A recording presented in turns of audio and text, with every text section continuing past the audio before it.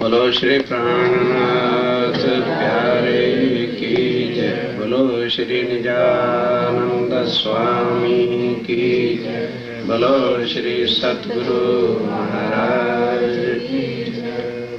वंदो सतगुरु चरण को करो सो प्रेम प्रणाम।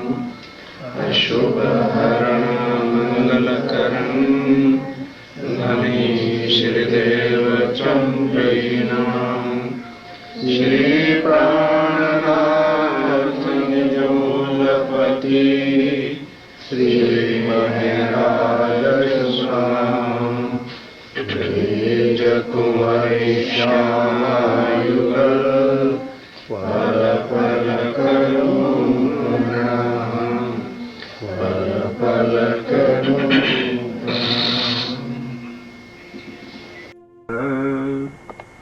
हंसते थे मोहम्मद पर सोई दिन अब आए मिल्या। जो मोहम्मदे कही थी आखिर मोहम्मदे कही थी आखिर। प्राणों के आधार तुम संबंधी श्री सुंदर साहिब सागर छठे के अंदर काफिर और मुनाफिक। काफिर वो होते हैं जो बिल्कुल मुनकिर होते हैं, जो कभी भी किसी बात पर विश्वास धर्म पे ना लाए, उनको काफिर कहते हैं। जो वाणी को ना माने, जो कुरान को ना माने, उसको काफिर कहते हैं। और मुनाफिक कौन होते हैं? जो नारद होते हैं, दोगले होते हैं। मतलब गंगा गए गंगादास और जमुना गए उसको मुनाफिक कहते हैं। तो वो मोहम्मद साहब पर हंसा करते थे, पत्थर मारा करते थे, क्योंकि अरब के अंदर इतने पैगंबर हुए, किसी ने आज दिन तक ये नहीं कहा कि मैं उस खुदा को इसलिए अल्लाह ताला को मिलके आया। तो जिनको तो विश्वास है, उन्होंने तो विश्वास किया, उनको कहते हैं मोमिन। और काफिर उनको कहते हैं जो बिल्कुल अपोजिट होता है, विश्वास करता है नहीं। मुनाफिक बीच के बाद की होती है, तो पले मानना, उधर गया उधर क्यों गया, उधर गया उधर क्यों गया। वो हंसते थे। क्यों क्यों कहते थे अल्लाह ताला आएगा, क़यामत के निशान जाहिर होंगे। तो जो मोहम्मद साहब ने निशान कहे थे, वही बात आकर के मोहम्मद साहब के कहे अनुसार अब आखिरत का समय आ गया है। अब यदि हम पहले मोहम्मद साहब को नहीं समझेंगे तो कभी भी स्वामी जी के स्वरूप को समझना हो ही नहीं सकेगा। सारी उम्र कोई लगा रहे। मोहम्मद कोई मुसलमान का नाम नहीं है। जैसे महामती है ऐसे मोहम्मद है। उनके तन का नाम मुस्तफा बेग था। पंडित अब्दुल्ला नो आडिग्रोहा था। इन्हें फादर नो नाम पंडित अब्दुल्ला था, और जो उनका शरीरक नाम बचपन से रखा गया उसका नाम मुस्तफा बेग था। तो जब अक्षर ब्रह्म के राज्य महाराज ने हुक्म देकर जबराइल को उनकी आत्म को परम धाम बुलाया और सारी बातें की, तब एक पद मिला उनको, टाइटल मिला, जिसको मोहम्मद कहते हैं। जैसे स्वामी महामती इंद्रावती जी भी कहते हैं, पूरी पहचान भई पीयूषों धर्यो महामती नाम धर्यो। कि मेरा नाम राज्य ने रखा, तू महामती। पूरी पहचान भई पियोसों धर्यो महामती नाम, अब मैं हुई जाहिर देखा वतन श्री धाम। तो ये टाइटल जो मोहम्मद वाला है, ये स्वामी जी ने, राज जी ने खुद अपना रखा है। चीनो मेरी तीन सूरत, तीन मोहम्मद है, एक बशरी मोहम्मद, एक मलकी मोहम्मद और एक हक्की। अर्थात बशरी, मलकी और हक्की। बशरी से क्या मुराद है कि मानव को जो अरब में रहते थे, जिनको परमात्मा नाम की चीज का कुछ पता नहीं था। कभी आप मोहम्मद साहब की लाइफ हिस्ट्री को पढ़ो तो जिस वक्त मोहम्मद साहब वहां हुए, वहां पर इतनी रूरल कल्चर थी अरब की। आज भी है, वहां खाने को कुछ नहीं मिलता, आज भी नहीं मिलता। सब खाने के लिए बाहर से आज भी जाता है। तो आज से 1400 साल पहले क्या वर्स्ट हालत होगी। वही पेट्रोल निकलता था उनके यहाँ, तेल पहले से निकलता है, पीने को पानी भी नहीं था, इसलिए वो नहाते नहीं थे। फिर खाने को कुछ नहीं था। कभी यदि खजूर को फल हो गया, खजूर होती है ना, क्या बोलते हैं खजूर, हाँ, ये अरब के अंदर रेती में ही होती है। कभी लग गया फल तो खा लिया, नहीं तो क्या करते थे कि ये जंगल के जानवर है, बिलोड़ी इत्यादि, कुतरा, आ सब जो भी सामने आया ये खा गए। ये कोई वो बड़ी बात नहीं है।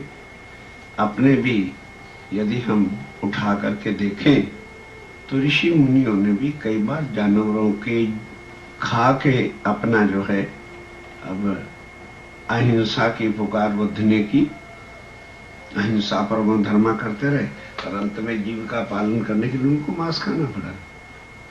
तो उस तरह से अब वहां कुछ था ही नहीं तो खाते थे। और शुद्ध इतनी नहीं थी क्योंकि पशुओं को खाते थे कि भाई मानवता क्या वस्तु है। जिस दिन नहीं कुछ मिला तो अपने ही बच्चे को टांग से पकड़ा, फाड़ डाला और खा गए। ये उनकी लाइफ हिस्ट्री में कुरान में लिखा हुआ है। अब ऐसे लोगों को परमधाम का क्या ज्ञान सुनाएगा? तो पहले उनको मानवता का जो ज्ञान दिया, डंडे के जोर से भी दिया। मानवता एटले बशरी, बशर किसको कहते हैं? इंसान को मानवता का ज्ञान दिया। इसलिए अब मानवता के ज्ञान का जो स्वरूप धारण किया कि भाई इनको ये सब परहेज करा और इनको परमात्मा नाम पर, खुदा के नाम पर, अल्लाह के नाम पर बंदगी करना, खुदा को याद करना जो है वो सीखा। तब उनका हुजूर क्या सिखाऊं? क्योंकि इनको रोजे दिखा, नमाज पढ़ना सिखा, तो उसको इतना डर दिखा दे मेरा कि किसी के नाम से तो नहीं डरेंगे, खुदा के नाम से इनको डर आएगा। तो उनका हुजूर क्या करूं कि 6 महीने के रोजे रखवा और दिन में 50 बार नमाज पढ़नी सिखा। मोहम्मद साहब ने कहा, मेरे अल्लाह ताला आप अर्श के मालिक हैं, पर ये जो कुछ आपने किया है कि 6 महीने को रोजे रखेगा, दिस इज इम्पॉसिबल, हो नहीं सकेगा। मुझे तो जो हुक्म करो मैं चला जाता हूं, धरती पे जाके करूंगा, पर ये होने वाला नहीं है। दिन में 50 बार तो सारा दिन लोटा उठा के नमाज ही क्या पढ़ते रह जाएंगे, ये होने वाला नहीं है। तो उन्होंने कहा अच्छा, तो फिर दिन में 12 बार नमाज और 3 महीने के रोजे रखो। उसको भी मना कर दिया कि अल्लाह ताला ये जो है ये भी नहीं हो पाएगा। तो उन्होंने कहा फिर जब तूने गुस्ताखी ही करनी है, हमारी हर बात को काटना ही है, तो जा फिर जो तेरी मर्जी कर सो कर, तेरे पर अख्तियार देता हूं, तू करो। उन्होंने कहा जी ऐसी बात नहीं है, मैं 1 महीने का रोजे रखवाऊंगा साल में, और दिन में 5 वक्त की नमाज जैसे भी होगा मैं करूंगा। तब आके उनको खुदा का डर बताया कि ए दुनिया वालों, मैं मुसलमानों खुदा से मिल के आया हूं और खुदा आने वाला है। तुमको मेरे पर विश्वास नहीं है तो मैं सौं खा के कहता हूं, मतलब कुरान में लिखा है। मोहम्मद साहब ने उनको यकीन दिलाने के लिए बोला कि मैं कसम खा के, सौगंध खा के, सौं खा के कहता हूं, और ये तो मैं तुम्हें बता रहा हूं, ये सारा क़यामत तक में मार्फत सागर में आएगा। सौं खा के कहता हूं कि अल्लाह ताला आएगा, तो जब वो आएगा तो ये निशान। तो उन्होंने पूछा कि जब अल्लाह ताला आएगा तो हमें कैसे पता चलेगा? तो उन्होंने कहा मैंने जो लिखा है इसको पढ़ लेना। कहने लगे हम अनपढ़ हैं लोग, क्या पढ़ेंगे? तो कुछ वैसे ही ऐसे मोटे मोटे निशान बताओ। तब उन्होंने ये 7 निशान क़यामत के जो थे ये लिखे। अब स्वामी जी कहते हैं सारे पढ़ते तो थे, सारे पढ़ते थे, लेकिन जाहिर तो कोई नहीं कर सका। तो ये खिताब दिया था कि जो इसको आके अर्थ खोलेगा वही आखिरुल ज़मान नामंदी होगा और वही अल्लाह ताला होगा। ये पीछे छुपियों में निकल गया। वो आके स्वामी जी ने खोला और सब कुछ किया। लेकिन इससे पहले जब उन्होंने कहा कि मैं अल्लाह ताला से मिल के आया हूं और वो आएगा, तो कई लोग उनको पत्थर मारते थे। कुछ बहुत थोड़े लोग थे जो उनकी वाणी पर यकीन करते थे। तो पहले शुरू में तो क्या हुआ कि वो जब कहे तो उधर राज किसका था? अबू जहल का। अबू जहल उसके अंकल का नाम था, वो बादशाह था। और बादशाह लोग पहले अहंकारी होते ही थे कि जो हम कहें वही ठीक होगा। तो अब वो जैसे रावण अपने को ही परमात्मा मानता था, बाकी ब्रह्मा विष्णु महेश को तो उसने पाए में बांधा हुआ था रावण ने, तो कौन उसके सामने किसी भगवान का नाम ले या कुछ करे। इसी तरह से अबू जहल कहता था मेरे सिवाय को अल्लाह है ही नहीं। तो अब जो लोग मोहम्मद साहब की चर्चा सुनने आवे और कुछ यकीन रखें भी, तो जब उधर जाए तो तलवार का डर दिखाए तो लोग डर के मारे उधर हो जाए, कोई भी मोहम्मद साहब की बात पर यकीन न लाए। तब मोहम्मद साहब ने फिर प्रार्थना की कि ऐ मेरे अल्लाह ताला पाक परवरदिगार, वो बादशाह है, तलवार है, मैं फकीर हूँ, मेरा कैसे काम चलेगा? आपने हुक्म जो किया है। तब उन्होंने कहा कि देखो ऐसा करो, जो सजा इब्राहिम को दी गई थी ना, जो उधर चले जाए या तेरे पास जो आवे तो तू उनकी निशानी रख, तो पता लग जाएगा भाई ये तेरे आदमी हैं कि उधर हैं। तो ये जो करते हैं ना सुन्नत पुन्नत और ये दाढ़ी इतनी रखना करना, ये एक पैगंबर इब्राहिम हुए हैं, उनको ये सजा मिली थी।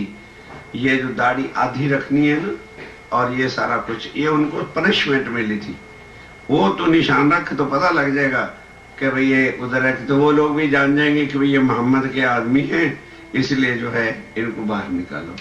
अब वो समय आया, उसके बाद ये खुदा का फिर डर दिखा के कि ऐ भाई मुसलमानों, अगर तुम नमाज नहीं पढ़ोगे 5 बार डेली और महीने का नमाज रोजा नहीं रखोगे तो अल्लाह ताला जब आएगा तो तुम्हें दोज़ख की भट्टी में डालेगा, फिर तुम्हारी खलड़ी उतार लेगा, फिर तुमको जो है भट्टी में डालेगा, फिर तुम्हें जो है खलड़ी उतारेगा, 1,00,000 बार तुम्हारी ऐसी हालत होगी यदि तुम नमाज नहीं पढ़ो।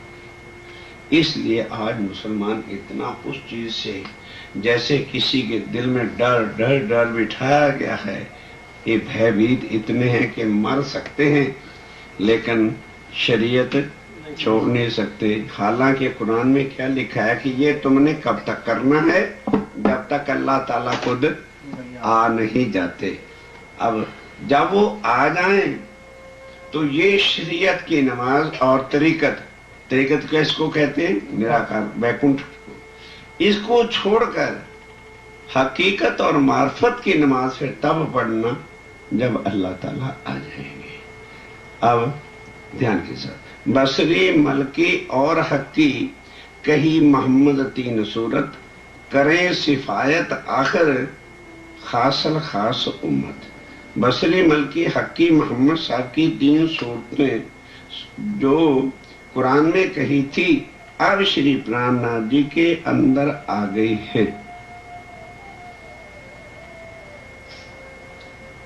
अब सीधा साधा तो अर्थ यहां लिखते, अब अगर विस्तार से करने लगते तो कितने बड़े वाल्यूम हो जाते। अब सूरत का मतलब क्या कि मोहम्मद साहब के अंदर कौन सी शक्ति थी? आत्म अक्षर जोश धनी। अब वो शक्ति किसके अंदर आ गई? स्वामी जी के अंदर। जब 5 शक्तियां आके विराजमान हो गई तो जोश किसको कहा है?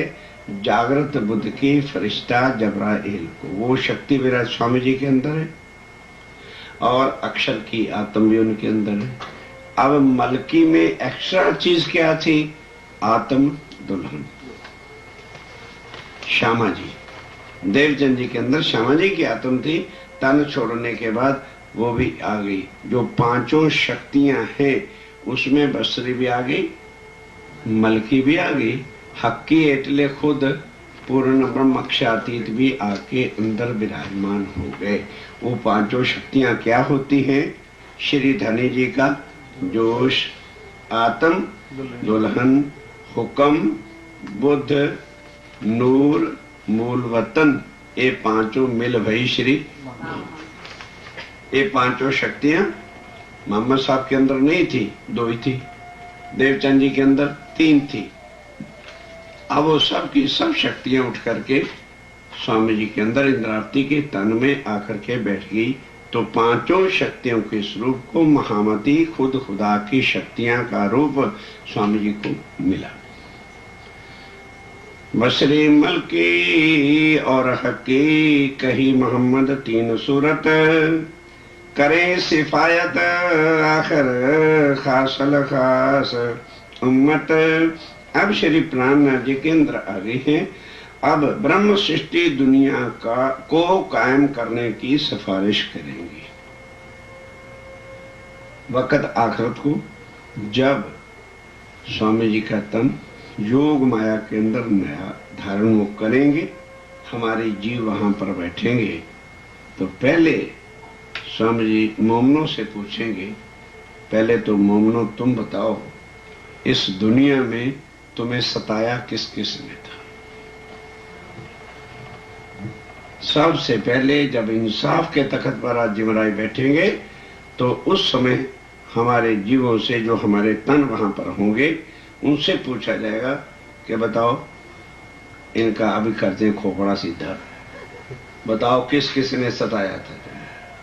तो मोमिन मेहरबान कहते हैं हमें तो किसी ने नहीं सताया, तो बहुत अच्छे थे, हमारे से बहुत प्यार करते थे, बहुत लाड करते थे, इनको 8 रिश्तों में, इसको मोमिन कहते।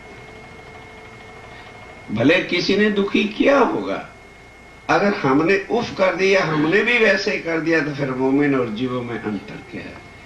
मोमिन उल्टा उनकी सिफारिश करेंगे कि नहीं, इन्होंने हमें बड़ा खुश किया था, हमें बड़ा राजी रखते थे, हमारे साथ बहुत अच्छा व्यवहार करते थे, इसलिए जो है स्वामी जी ने बख्श दो में सिफायत करना, मतलब सिफारिश लगाना। मोमिन उनकी सिफारिश लगाएंगे। क़यामत के सारे निशानों का विवरण खुलासा ग्रंथ में हो चुका है और माफर सागर में भी दोबारा किया गया है, कृपया वहां देखें। इन्होंने लिखा कि खुलासे में 7 निशान का बेवरा, वो 7 निशान क्या है वो लिखे गए हैं और मार्फत सागर में भी कहा है, इसलिए जो जिसको समझ न हो वहां देखें। कर्म कांड और शरीयत किन किन लई तरीकत, दुनिया 14 तबक में किन खोली ना हकीकत। ये है सारी बातें। तरीकत, शरीयत क्या है, तरीकत क्या है, हकीकत क्या है, और मार्फत का तो दुनिया में मतलब नहीं, दुनिया जानती ही नहीं मार्फत क्या चीज है। 14 तबक की दुनिया में सभी कर्मकांड और शरीयत के रास्ते पर चलते थे। उनमें किसी किसी ने उपासना अर्थात तरीकत का ज्ञान पाया, परंतु हकीकत के भेद किसी ने नहीं खोले। अब इसको सुन लो। कर्मकांड क्या है कि भगवानों का नाम लेकर के जप करना, तप करना, व्रत करना, शनि की पूजन, देवी की पूजन, आ देवतों की पूजन, आ बद्धू वस्तुएं जो हैं ये क्या है? कर्मकांड। तो तरीकत क्या है कि इनसे हटके वैकुंठ में रहने वाले देवी देवताओं को साक्षात मानना और उनको रिझाना, ये है तरीकत। वैकुंठ वाले जो अर्थात मूर्ति पूजा और कर्मकांड दे की छोड़कर इन देवी देवों का पूजन करना साक्षात और उनके हिसाब से चलना, वो तरीकत है। पर स्वामी जी कहते हैं कि हकीकत का तो किसी को पता ही नहीं था। हकीकत क्या है? हकीकत अक्षर ब्रह्म के स्वरूप को कहते हैं। अब वो जब तक जागृत बुद्धि दुनिया में आए नहीं तो हकीकत और मार्फत का, शरीयत बाय बॉडी ध्यान के साथ चारों चीजें कही हैं और चारों चीजें हमारे पास हैं। इसलिए जब हम सवेरे उठ करके सेवा करें तो शरीयत भी हमारी पूरी होती है, तरीकत भी पूरी होती है, हकीकत भी पूरी होती है और मार्फत भी पूरी होती है। तो शरीयत क्या है? जो वजूद से काम हम करते हैं, यानी राज्य के वास्ते सवेरे उठना, नहा धो करके जहां हमारी सेवा है वहां पर जाना, सब काम करना, ये हमारा शरीयत है। और शरीयत भी कब होती है? जब मन में भाव आए, और भाव नहीं है तो भोग लगाना भी, सवेरे का अगरबत्ती करना भी, ये भी बड़ा भारी एक मुसीबत प्रॉब्लम नजर आती है कि क्या यार खाम का एक 800 रुपया, $100, $150 खर्च के एक मुसीबत गले बांध ली। सवेरे उठो आप और उसका और क्या अच्छा खासे सोते थे 9 बजे तक, आप जल्दी उठो सलगाओ। जिनके दिल में भाव नहीं होता, शरीयत भी कब पलती है? जब मन में भाव। अब 4 चीजें बता रहा हूं। शरीयत बाय बॉडी है, जो हम तन से कुछ भी करते हैं ये कर्मकांड है, शरीयत है। और मन में जब भाव लाते हैं तो वो तरीकत कहलाती है। अब मन में भाव भी तब आएगी जब हकीकत का अर्थात स्वरूप की पहचान, तो वो जीव को होती है। जीव ये जानता है कि मैं जो ये कुछ कर रहा हूं इस तो मुझे कुछ मिलने वाला नहीं, और यदि मैं पारब्रह्म क्षातीत क्या ही करना तो है मैंने सब कुछ, दुनिया में जाना, धर्मशाला में जाना, गंगा के स्नान करना, ये करना, वो करना, इसकी बजाय यदि मैं क्षातीत अक्षर राज्य महाराज की जो है सेवा में लग जाऊंगा तो मेरा बेड़ा भाव सागर से पार हो जाएगा। ये हकीकत, रियलिटी, व्हाट इज गॉड, परमात्मा जो है ये आग पानी पत्थर या ये नहीं है, या वैकुंठ के देवी देवता भी परमात्मा नहीं है, क्योंकि ये क्षर है। महाप्रलय में इनका लय हो जाना है और अखंड जो है वो क्षातीत है। तो जीव भगति करे नवधा से परे अनन्य प्रेम वाली, तो वो है हकीकत की पूजा। और फिर मार्फत में कहा जाएगा कि हमारी आत्म प्रातः उठे जब हम राज्य के चरणों के पास जाएं। अब हमने बोलना तो है सबसे पहले आओ जी वाला मरेंगे। अब कहां से भाव लाना है? तो एकदम रंगपुर वाली मंदिर में जो उत्तर की ओर दरवाजा है उसी तरफ राज्य और श्यामा जी के चरण कमल परमधाम में होते हैं। उस दरवाजे से हम अंदर गए, राज्य श्यामा जी के चरणों में प्रणाम किया, उठ करके बैठे। तो उस समय ये बोलना होता है आओ जी वाला मारेगी। यदि वो चीज हमें पता है तो बोलेंगे तो हम यहाँ, लेकिन ध्यान ऑटोमेटिक कहाँ रहेगा? 5 में। फिर वो जो बोलना है तो उठा के फिर ये स्नान कराना, मेरा जी चलो जमुना जल झीली, ये सारा श्रृंगार, नराना धुलाना सब कुछ करके तीसरी घूम के छज्जे पर आ जाना है। फिर वहां सारा वर्णन जितना भी हम सेवा पूजा का बोलते हैं, जीरे संज्ञा खेती वन में जामे, ये सारा, और उनका श्रृंगार, और फिर दाहिनी तरफ दूजा जो मंदिर आए बैठे ताकि अंदर नीलों ने पीले रंग, ये सारा ये हमारी प्रातः की सेवा पूजा है। और ये सारे का सारा कहां पर वर्णन है? ये तीसरी भूमि के छज्जे पर है। तो यदि इसलिए जो है चितवनी का आना, भले परम धाम की सारी चितवन नहीं आती ना है, पोखराज पहाड़ का नहीं समझ हमको आती ना, मानिक पार की समझ नहीं आ रही है ना करो, लेकिन रंग महल में ये 9 भूमि का विवरण क्या है, ये यदि अच्छी तरह से एक बार समझ आ जाती है ना, तो जब हम सुबह की सेवा पूजा भी करेंगे तो सारा चितवन भी हमारा बिल्कुल साथ हो जाए। ये है चितवन। जैसे हम यहाँ बैठे बैठे अपने अपने घर को याद करें, यार वो आज वहाँ था, हमारा बरामदे में ये था, हमारी रसोई में ये था, तो बैठे तो यहाँ है, तो भाई सोओगे तो मैं उठा दूंगा, ऐसा काम नहीं चलेगा, क्योंकि ये चीजें खास हमारी नींव है, और उसी में आप सो जाओगे तो काम कैसे चलेगा। तो सुबह उठो। अब चारों चीजें हमारी देखो ऑटोमेटिक कैसे काम करती है। जब हमें ये चित्तवन थोड़ा सा 9 भूमि का पता होगा, तो जब हम बोलेंगे तो सुरता बोलो कहाँ जाएगी? ऑटोमेटिक। ये है मार्फत की सेवा। मार्फत इसको कहते हैं, बाय सोल। तो वहां क्या जाएगा? जीव नहीं हमारा जाएगा, वहां क्या जाएगा? आत्म सुरता हमारी जो जाएगी तो राज्य को रिझाएगी। ये जो है सेवा पूजा मार्फत की कहते हैं, इसको मार्फत कहते हैं। और जीव में हकीकत की पूजा होगी। जीव को ब्रह्मा विष्णु महेश का या जो क्षर पुरुष है 14 लोक में लय होने वाला है उसकी पूजा नहीं, वो हकीकत की एटले सत्य की पूजा, जीव उसमें लग जाएगा। और फिर मन में कितने ऊंचे भाव होंगे जब हमारे ध्यान में से राज्य के चरण कमल आएंगे, और वो लाड दिल में होगा, वो प्यार दिल में होगा। एक बार ये भी सेवा करके देखो।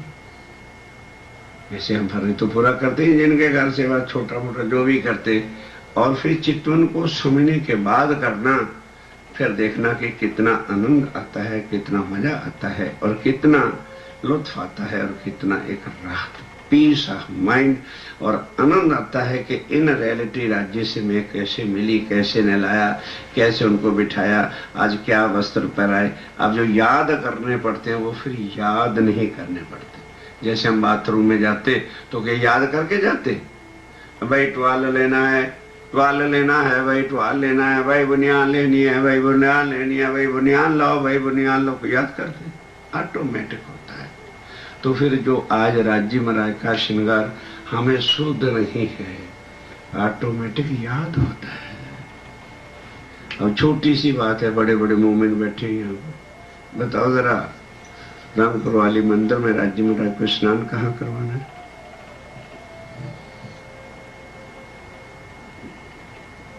रूम के अंदर बाल्टी रख के ना लाएंगे, बताओ।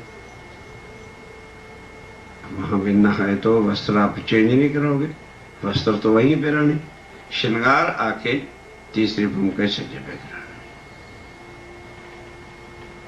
अब ये चीजें अब दिल से पूछो, समझना कितनी जरूरी है। फिर क्या होगा? जिस समय डेली ये करते रहेंगे, ऑटोमेटिक ध्यान रहे रंग महल में आपका लगे लगे और लगे। तो अब इसमें दिशाएं जरूर याद रखनी पड़ेगी। जब परम धाम की दिशाएं पूर्व पश्चिम उत्तर दक्षिण याद हो जाएगा, फिर चिंतन करना कुछ भी मुश्किल नहीं, केवल 4 दिशाओं को याद रखना। यहाँ पर बैठे बैठे, अब जैसे हमने कहा उत्तर के दरवाजे से अंदर गए, सब सखियां आ गई, दरवाजे खुल गए। अब राजी श्यामा जी उठे और उठ करके पूर्व की तरफ उनका मुख ऑटोमेटिक आ जाएगा। उत्तर को चरण इधर ही ले लो, उत्तर ठीक है, इधर हो जाएगा दक्षिण, ठीक है, इधर हो जाएगा पूर्व, इधर हो जाएगा पश्चिम। अब राज्य इधर है, श्यामा जी उनके दाबिया थे। अब राज्य उठे तो बोलो लेग्स किधर करें? भाई पक्षन को तो श्यामा जी सो रहे, अभी दिशाएं नहीं याद कर रहे हो तो कैसे चित्र नहीं, यही बोलो कैसे लगेगा।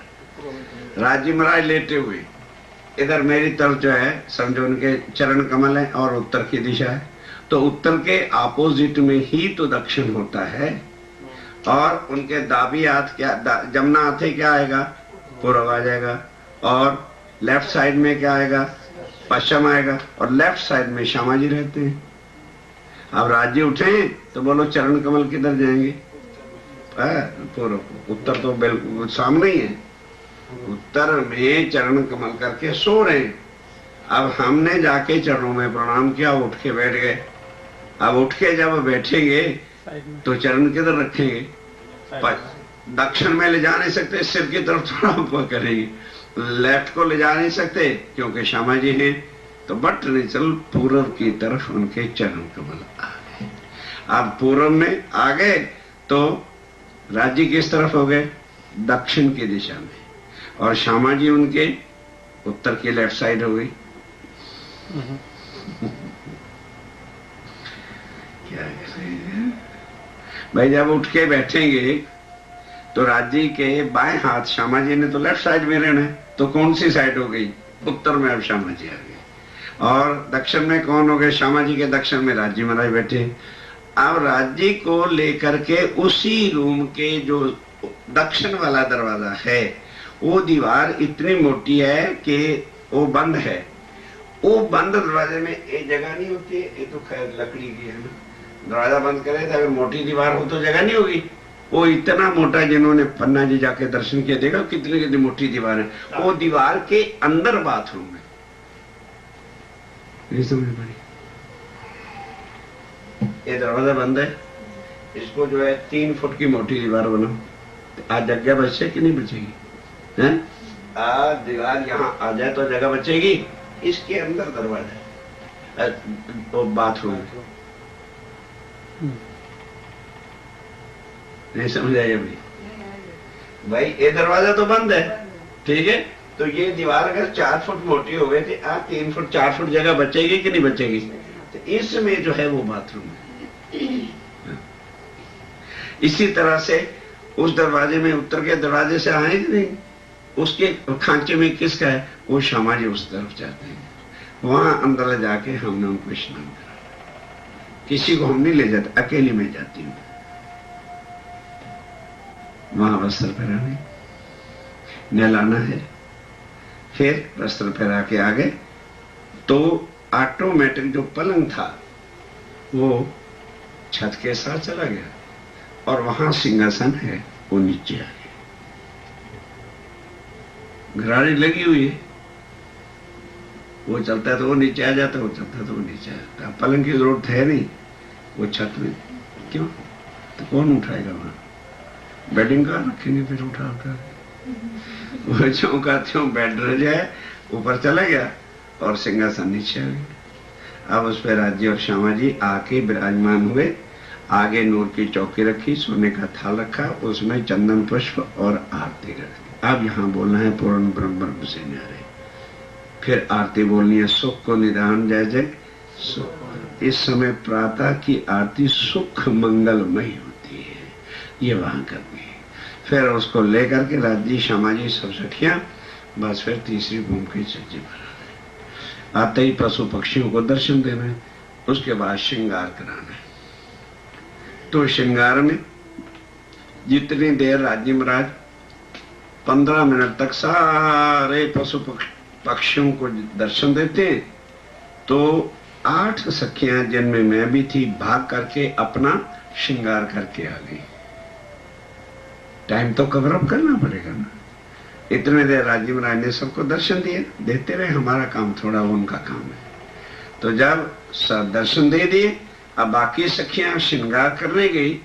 4 सखियां हम राज्य को तीसरी भूमि के छज्जे पर लेकर के बैठ गए। राज्य का मुख जो है पूर्व की तरफ है, सोने का थाल रखा, और श्यामा जी कहाँ जाते हैं? आसमानी मंदिर में। 4 सखियां उधर चली जाती है। अब राज्य को यहाँ श्रृंगार कराइए और फिर श्यामा जी को श्रृंगार कराइए। फिर श्यामा जी जितनी देर तक श्रृंगार करती हैं इतनी देर तक सब परमधाम की सखियां भी श्रृंगार करके आ जाती हैं। अर्श मिलावा ले चली अपने संग सुभान, किया चाहा दिल का आगू आए लिए मेहरबान। अर्श मिलावा अर्थात श्यामा महारानी अपनी सब आत्माओं को, सब सखियों को लेकर यहां कहां इकट्ठी होती है? 28 स्तंभ के चौक में।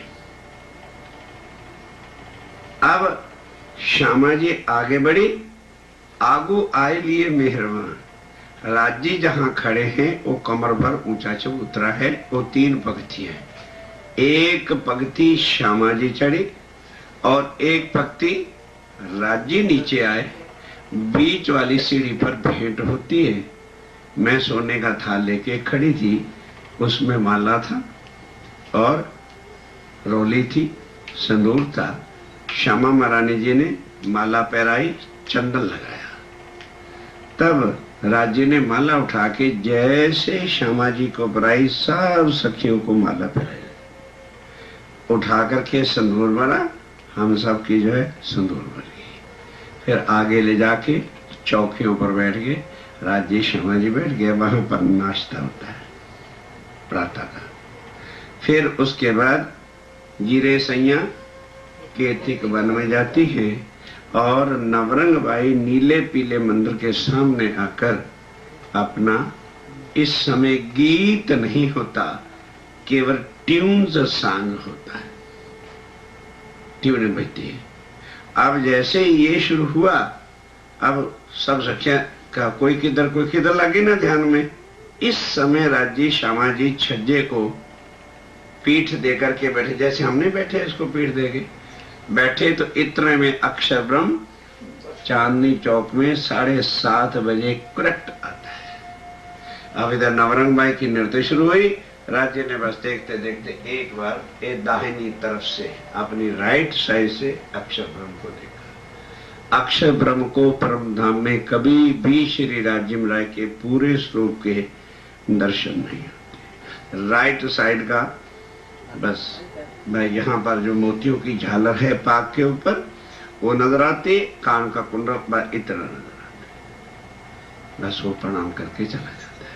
अब निरत होती है, सखियां बनों में चली जाती है। तो ये है हमारी मार्फत की सेवा। जो हम बोले और ध्यान उधर रख के करें तो हाँ होगी हमारी मार्फत की। अगर हमें ध्यान में है नहीं और केवल बोल रहे हैं जल्दी जल्दी, तो वो क्या हो गया? हकीकत की तो हो गई पर मार्फत की सुध गई। और अगर वो भी ढंग से ध्यान से नहीं बोली और बोलते तो जा रहे हैं और उधर बच्चों को गालियां भी निकाल रहे, ठहर जा मैं तेरी हड्डी पसली तोड़ती हूँ जरा, तीजी भूम की जो पड़स हाल, ठहर जा भी तुझे ठीक करती हूँ। तो वो ऐसा भी करते हैं कई लोग जिनको वो होता है। तो ये सारी चीजें आपको स्टेप बाय स्टेप बताइए। कर्म कांड और शरीयत किन किन लई तरीकत के, इस दुनिया में सारा संसार कर्म कांड और शरीयत में बड़ा कोई विरला होता है जो तरीकत तक यानी वैकुंठ तक के देवी देवों को साक्षात पूजन करता है। दुनिया 14 तबक में किन खोली ना हकीकत, निराकार से आगे का जो है अक्षर ब्रह्म के योग माया का ब्रह्मांड या अक्षर को कोई जानता ही नहीं है। नासूत मलकूत लाए की ना शुद्ध थी जबरूत। अब ये 4 चीजें हमारी हुई ना, तो वही यहाँ कहा है कि नासूत अर्थात एक कर्मकांड मिटने वाले ब्रह्मांड को नासूत कहते हैं, जिसका प्रलय में नाश होता है, इसको बोलते हैं नासूत।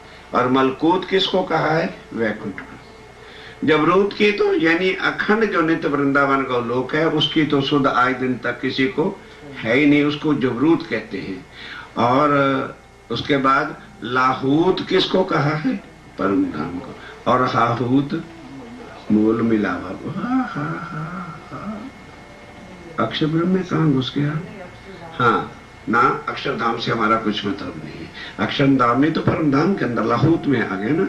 हाहूत जो है वो मूल मिलावे को जो है कहा है। नाम पड़े जानत है कहें बक्का लाहूत। अब स्वामी जी क्या कहते हैं कि ये जो काजी लोग हैं ना, इनको नाम का जरूर पता है। ये जो काजी हैं, मुल्ला हैं, इनको नाम का तो पता है और परम नाम को लाहूत कहते भी हैं, पर वो लाहूत है कहाँ ये सुध नहीं। जैसे क्या कहते हैं कि अल्लाह ताला चौथे आसमान अर्श अज़ीम में लाहूत पे रहता है। किसी काजी से आप बात करोगे ये वर्णन करेगा, पढ़े हैं, काजी हैं, मुल्ला हैं, तो लेकिन ये पता नहीं कि लाहूत है कहाँ, वो चौथा आसमान है कौन सा। तो अब चौथे आसमान को क्या लेना है? पहला आसमान तो ये है, दूसरा वैकुंठ का, तीसरा योग माया का और चौथा परम धाम 25 पक्ष का। ये चौथा आसमान में अल्लाह ताला रहते हैं। नासूत मलकूत लाए की, अर्थात ये ला है। ला क्या है? नासूत और मलकूत। वैकुंठ को मलकूत कहा है, ये ला है, फना है 14 लोक के अंदर, 5 तत्व 3 गुण में ला हो जाना है। और ना शुद्ध थी जबरूत, किसी को खंड अक्षरधाम की या योग माया की शुद्धि नहीं थी। नाम पढ़े जानत है कि पढ़े मुल्ला काजी, नासूत मलकूत जबरूत, ये नाम तो जानते हैं पर है कहाँ पर इसकी शुद्ध नहीं है। कहें बक्का लाहूत, परम धाम को लाहूत करके कहते भी हैं। ये सुध ना पाई किनने, क्यों है कहाँ ठौर विद किन।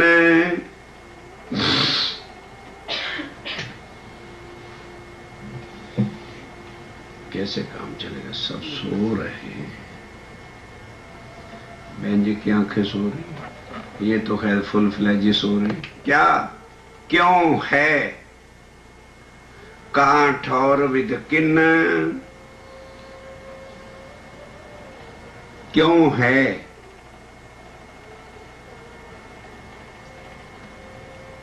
किसको कहा है? परम धाम है को नहीं कही और नाही को कहे है। नाही क्या है? जो नाशवान है दिख रहा है लेकिन है कुछ नहीं। और क्यों है कि अर्थात परम धाम किस तरह से है, ये किसी भी काजी मुल्ला को शुद्ध नहीं। क्यों है कहाँ ठौर विद किन, एक ही चरण में देखो क्या कह दिया कि परम धाम जो है अखंड है वो कहाँ है और किस तरह से है, और वहां की विद क्या है, किस तरह से अर्श अजीम में श्री राज्य महाराज अल्लाह ताला 24 घंटे उनकी अर्थात लीलाएं क्या है, ये दुनिया में किसी को भी शुद्ध है ही नहीं। जब परम धाम का ही पता नहीं, राज्य के स्वरूप की ही पहचान नहीं, तो उनकी लीला को कौन बता सकता है।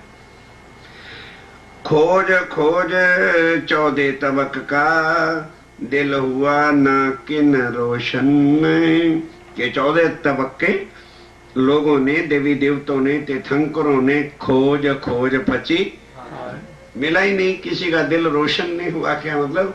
किसी का भी इस बारे में संशय मिटे नहीं, कोई भी इस चीज के लिए डेफिनेट नहीं हुआ एक मोहम्मद साहब के बिना कि किसी ने परम धाम को देखा हो या राज्य को देखा हो या उनके अरशद की बातों को सुना हो।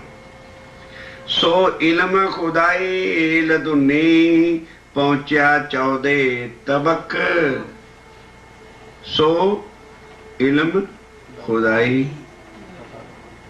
क्या मतलब? पहुंचा, कैसे पहुंच गया, कौन लाया, कैसे आया? पहुंचा लिखे ना, तो राजे ने ऊपर से गिरा दिया। हाँ, कैसे आया? पहुंचो, कैसे बचाओगे?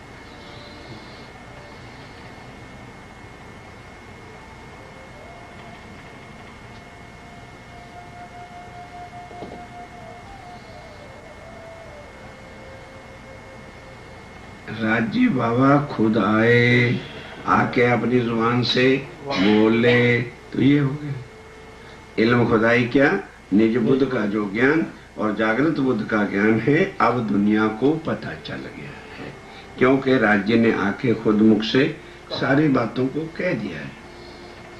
सो इत थे मेहर पसरी, अब यहां से मेहर पसरी अर्थात वाणी जाहिर धीरे धीरे होने लगी।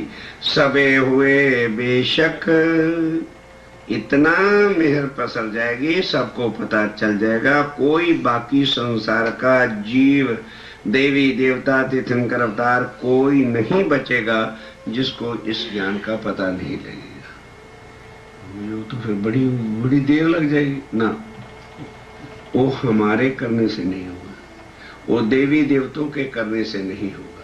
प्रताप बड़ा इमाम का, जब कबू निकसी किरण, पसरसी पाओ पल में, चारों तरफों सब धरण। कैसे कि ए नारद सबके मन में बैठा है। नारद जो है विष्णु का मन सबके अंदर बैठा है। जब राज्य महाराज की जागृत बुद्ध की शक्ति विष्णु को जाके तारतम देगी, एक विष्णु ने तारतम पढ़ा नहीं तो जीव सबके अंदर है। ममाई वंशो जीवलोक के जीव, जैसे विष्णु ने तारतम मुंह से पढ़ा निनाम श्री जी साहिब जी, सारे संसार के जीव बोल उठेंगे निनाम श्री जी साहिब। लो जागनी करनी, जागनी करनी, एक पलक नहीं लगना।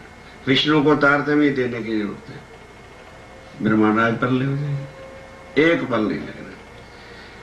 सो इलम खुदाई लदुन्नी पहुंचा 14 तबक, सो इत थे मेहर पसरे सबे हुए बेशक। किसी को फिर शक किस बारे का कि पूर्ण ब्रह्म कहाँ है, उनका स्वरूप क्या है और वहां क्या होता है। अव्वल कया फुरमान में इतकाजी होसी हक, सबसे पहले और क्या कहा, कुरान में क्या लिखा है कि जब वक्त आखिरत होगी तो खुद खुदा ही आके न्यायाधीश बनकर सारे जगत का न्याय चुकाएंगे और 8 रिश्तों में कायम। ये सबसे पहले कहां बात लिखी गई, कुरान के। करसी कायम सबन को, ऐसी मेहर होसी मुतलक सबको। श्री प्राणनाथ जी की पहचान ही यही होगी कि वो यदि सारे ब्रह्मांड को 8 विश्तों में कायम कर देते हैं, अखंड कर देते हैं, आवागमन के चक्कर से छुड़ा देते हैं, यही उनकी पहचान है। तब दुनिया उनको पहचानेगी। उससे पहले हम चाहे ना कि वाणी से हम किसी को ये स्वाध्याय है या सनातनी है या एन योगेश्वर या कोई भी एनी भाई एबीसी कोई भी है, कि अपना अपना वो छोड़ के और इस वाणी पर चलेंगे। ब्रह्म सृष्टि के बिना कोई भी इस पर यकीन लाएगा नहीं, कोई भी अपना अपना धर्म छोड़ेगा नहीं।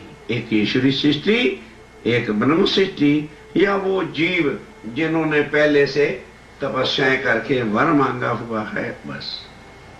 स्वामी कहते हैं बाकी सब यहाँ कोई नहीं मानेगा, जितना मर्जी मत्था फोड़ लो। कह भी देंगे भाई तुम्हारा ज्ञान यार भाई कोई नया ही ज्ञान है, बड़ा ऊंचा हमारे मगज में तो है नहीं, पता नहीं कहाँ की बात करते। और कई क्या कह देंगे, भाई ज्ञान तो ठीक है पर ठीक है, बस वो भगवान तो एक ही है ना, इनका वो प्राणनाथ जी कह देते हैं ब्रह्म, कोई इस तरह से। और क्या कहते भाई, जब भगवान तो एक ही है ना, रास्ते जुदा जुदा है, कई ऐसे खिचड़ी मिला के रख देंगे। जब उनकी बुद्धि में शक्ति नहीं है तो तोड़ के कहां से ला के वर्णन करेंगे। और ब्रह्म सृष्टि कड़क से पड़क जागृत हो जाएगी, तारतम लेके चल करसी कायम सबन को, ऐसी मेहर होसी मुतलक। यह है मेरे मेहरबान की मेहरबानियां, किसी का गुनाह नहीं देते। शराबियों को, कबाबियों को, मांसाहारियों को सारा माफ करके धो के साफ कर देते। कोई किसी को कर्म की सजा नहीं मिलेगी। और कृष्ण महोदय क्या कहते हैं, यदो यदो ही धर्म बड़ा कड़ करके छाती तान के कह रहा गीता में, है? अब आता क्यों नहीं? एक द्रौपदी का चीरहरण हुआ था तो पीड़ा लग गई थी, यहाँ लाखों द्रौपदियों के रोज चीरहरण होते हैं। अब तो नहीं आता, आ नहीं सकता, क्योंकि सिंहासन पे मेरा प्राणनाथ बैठा है। अब कोई अवतार होना ही नहीं, कोई नहीं आ सकता। जिसने आना था आ गया, और इसके बाद किसी ने आना ही नहीं। अब ये मेहरबानी जब करेंगे, सबको अखंड करेंगे, तो ये सबके ग्रंथों में लिखा है, आखिर को पूर्ण ब्रह्म आके हमको भाव से पार करें। तो जब सबको भाव से पार करके अखंड कर देंगे, तो सब क्या जानेंगे? प्राणनाथ प्यारे की जय हो, बिना बजा करे लगाए लगाने लग जाएंगे, क्योंकि सब दुनिया मिलसी एक ठौर। फिर कोई ना कैसे धनी मेरा, और अब लाख यत्न कर लो, कोई नहीं कहेगा कि मेरा धनी प्राणनाथ है। कहते वो उसकी चिंता अपना करो, तुम ईमान लेके खड़े हो जाओ। अव्वल का फरमान में इतकाजी हो सी हक करसी कायम, कायम इतले अखंड कर देंगे सबन को, सारे ब्रह्मांड को। ऐसी मेहर मेहरबाई है जब नाम कृपा करें। एक खेल किया किन वास्ते, और हुआ किन के हुक्म में। दुनिया को करकुरा के अब आ गए फिर अपने घर में। कहते खेल हुआ किन वास्ते, और हुआ किन के हुक्म में। हमारे वास्ते हुआ और राज्य के हुक्म से हुआ।